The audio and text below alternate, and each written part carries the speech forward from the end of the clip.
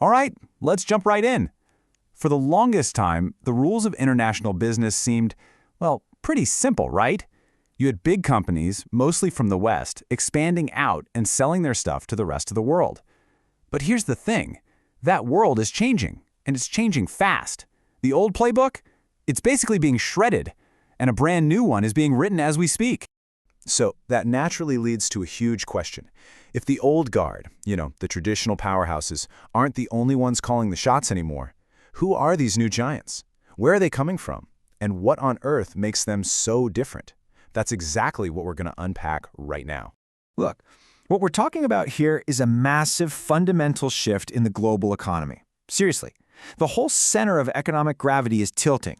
We have a whole new set of players coming from what we call emerging economies, and they are stepping onto the world stage in a huge way. And they're not just new places to sell things. They're becoming major competitors. And believe me, this isn't some tiny little trend. We're talking about the famous BRICS nations. That's Brazil, Russia, India, China, and South Africa, of course. But it goes way beyond that. There's also this group of high-potential economies they call the Next 11, which includes countries like Mexico, Nigeria, Indonesia, and Turkey. Altogether, these countries represent a gigantic shift in economic power, and they're birthing a whole new generation of global companies. Okay, but here's what's really fascinating about all this. The old theories we've used for decades, the ones cooked up in Western business schools to explain how Western companies work, they just don't cut it anymore. They can't explain the incredible, lightning-fast success of these new firms. It's like they're playing a completely different sport on a completely different field. And here's a perfect real-world example. Let's talk about Transition, a Chinese phone maker. Now, they didn't just waltz into Africa and try to sell a cheap knockoff of an iPhone. No way. They actually listened. They built these affordable phones with features people there actually needed, like slots for multiple SIM cards or cameras that were specially calibrated for darker skin tones. I mean, how smart is that? And that focus on local needs is exactly how they became the #1 phone brand across the entire continent. So you got to be asking, how are they pulling this off? What are these new rules they're writing? Let's dig into that, because their approach basically flips the old model completely on its head.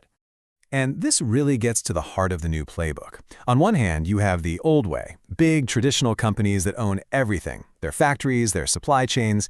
We call that asset heavy. But then you look at the new approach. These emerging firms are often asset light. They don't need to own all the physical stuff. Instead, they are masters of leveraging things like social networks. They target other emerging markets, places they just get on a gut level, and they're constantly on the hunt for new assets and, maybe most importantly, new knowledge. And that nimble, asset-light, knowledge-hungry approach, it's perfectly designed to tap into something absolutely massive. We're talking about a market that, for decades, was seen not as a source of profit, but as, a problem to be solved with aid. This is without a doubt the single biggest consumer base on the entire planet.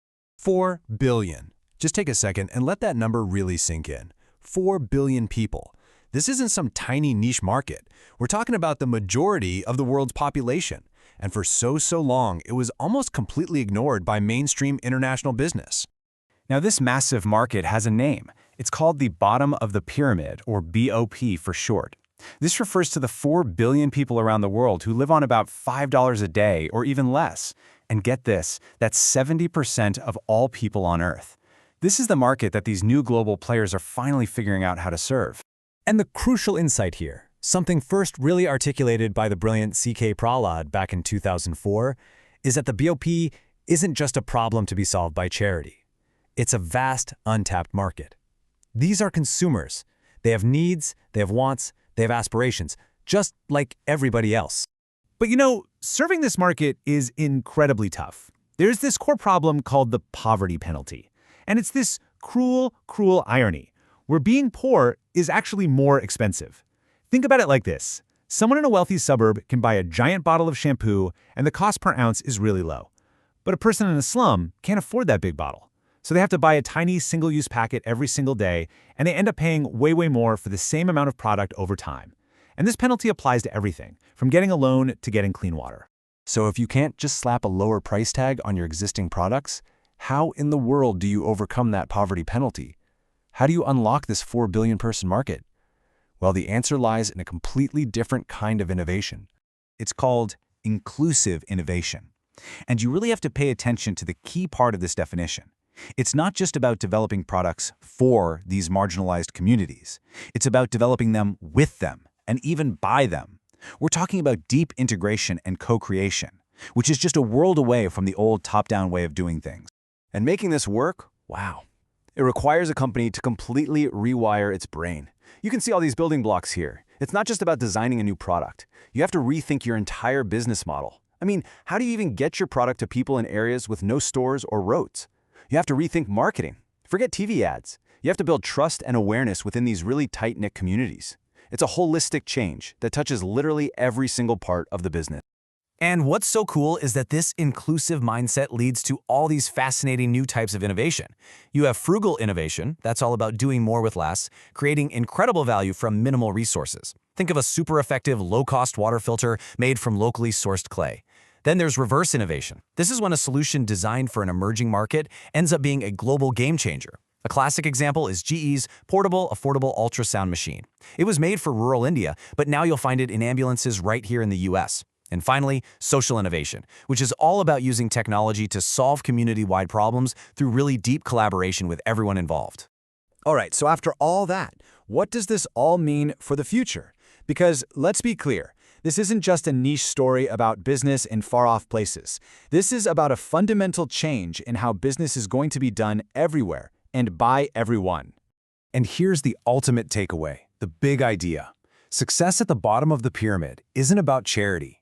It's about building sustainable and profitable new business models for the future.